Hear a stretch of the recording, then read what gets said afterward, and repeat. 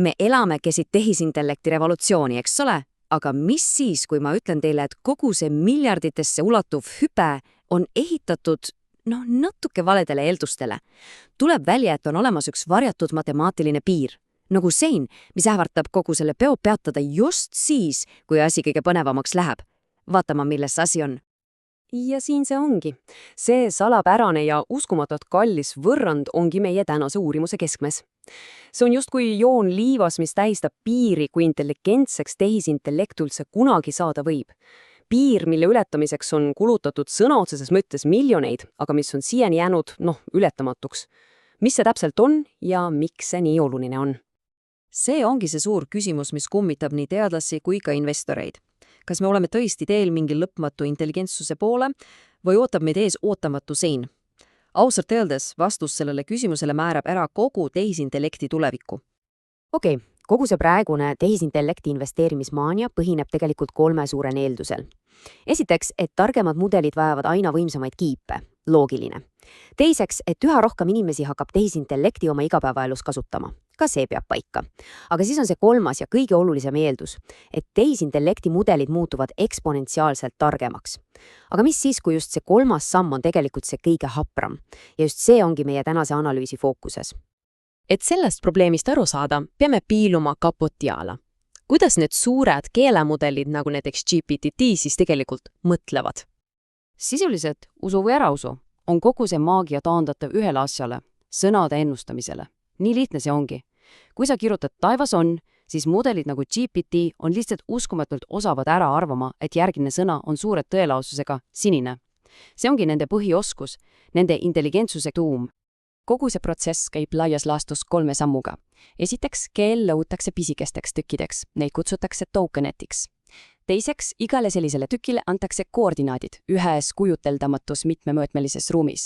Ja lõpuks 3. neid koordinaate justkui nihutatakse ringi vastavalt lause kontekstile, et mõista, mida sa tegelikult öelda tahad. Ja siin läheb asi täiesti pööraseks. GPT-3 kasutab sõnade klassifitseerimiseks just nii mitu mõõdet. 12 288. See on arv, mida meie 3-mõõtmelises maailmas elav aju ei suuda isegi ette kujutada. Proovige korraks ette kujutada ruumi, millel pole mitte 3 telge, pikkus, laius, kõrgus, vaid üle 12 000 telja.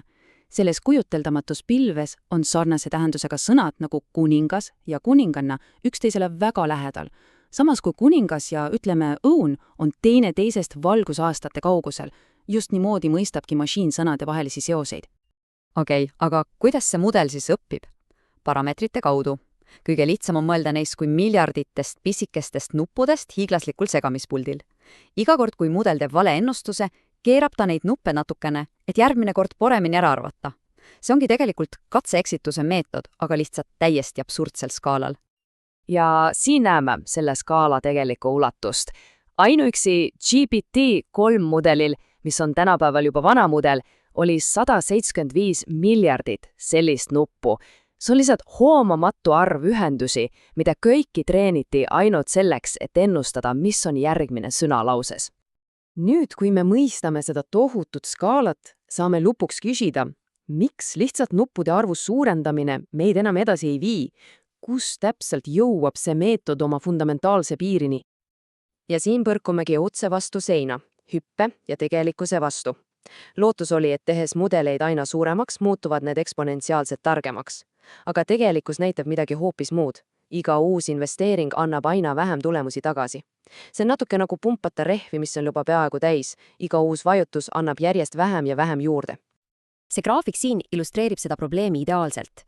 GPT-4 treenimine maksis üle $100 miljoni ja kuigi see oli parem kui GPT-3, polnud see edasiminek enam nii drastiline. Ja nüüd räägitakse hüpoteetilisest GPT-5-st, mille kulud oleksid astronoomilised, aga jõudluse kasv tõenäoliselt marginaalne. Me oleme jõudnud platoole. Punkti, kus raha eest enam intelligentsust juurde osta ei saa. Ja see pole isegi kõige hullem.